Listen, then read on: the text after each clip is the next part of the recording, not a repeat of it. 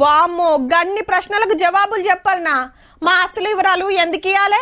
అమ్మో ఆధార్ కార్డ్ నెంబర్లు చెప్తే ఏమైతుందో?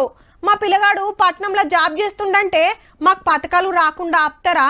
బ్యాంక్ అకౌంట్ ముచ్చట్లు వాళ్ళకెందుకో? ఓ ఇట్లా ఎన్నో డౌట్లుండే పబ్లిక్.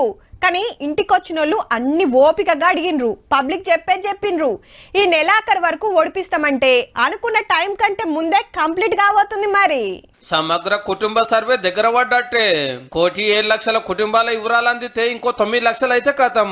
ములుగు, జనగాం, నల్గొండ, మెదక్, యాదాద్రి, జగిత్యాల, గద్వాల జిల్లాలలో అప్పుడే ఓడిచింది.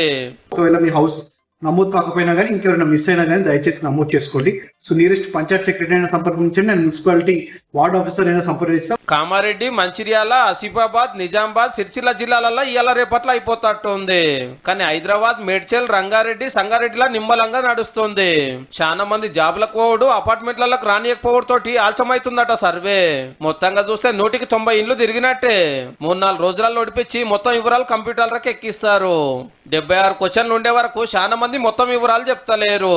మా ఆస్తులు ఆమ్దాని లెక్క మీకెందుకు అంటున్నారు. కొందరేమో సర్కారు ఇచ్చిన హామీలు అడుగుతున్నారట సర్వే ఆఫీసర్లను. పథకాలు పోవు, కొత్త పథకాలు వస్తాయని చెప్తున్నారు. ఈ రిపోర్టు తయారు కాగానే హైకోర్టుకి ఇచ్చి కేసులు గిట్లా కాకుండా అన్ని సై చూసుకొని బీసీ రిజర్వేషన్లు వేస్తారు. ఎమ్మటే సర్పంచ్ ఎలక్షన్లు.